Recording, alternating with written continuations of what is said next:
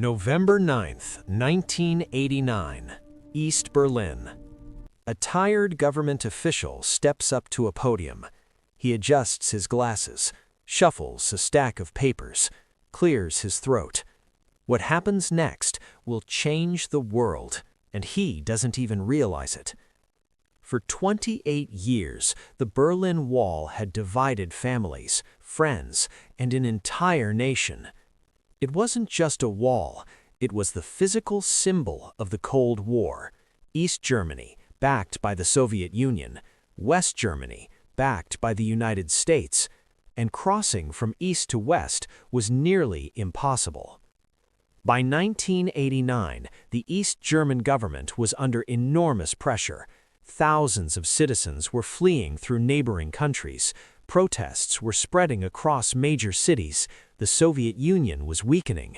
The regime knew it had to reform. So that evening, at a routine press conference, an announcement was prepared. It was meant to ease travel restrictions, to calm the public, to buy time. The official at the podium was Gunter Schabowski. He had received the new travel policy just hours before and had not fully reviewed it. A journalist asked him, "When does this new travel regulation take effect?" Schabowski flipped through his papers, paused, looked unsure. Then he said the words that changed history.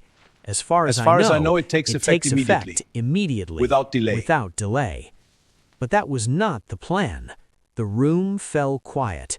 Journalists rushed to call their newsrooms. Within minutes, the statement was being broadcast across East Germany.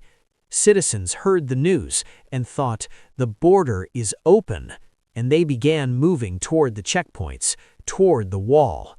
At the Bornholmer Strasse crossing, border guards watched as crowds gathered, hundreds, then thousands. The guards had no instructions, no confirmation, no official order to open the gates. They called superiors, no clear answer. The crowd kept growing, people demanding to pass. The tension was rising. The guards were overwhelmed. And then, shortly before midnight, the checkpoint commander made a decision. He opened the gate. People flooded through. East Germans walked into West Berlin freely for the first time in nearly 3 decades.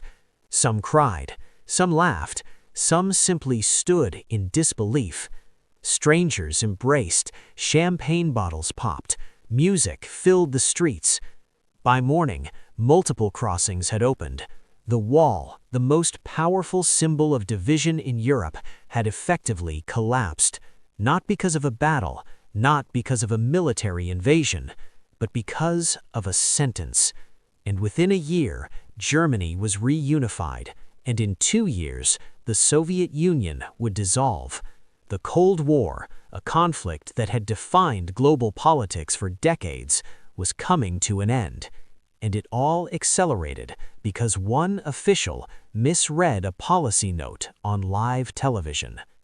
History often feels inevitable, but sometimes it turns on hesitation, on confusion, on human error, on one man flipping through papers and saying, immediately.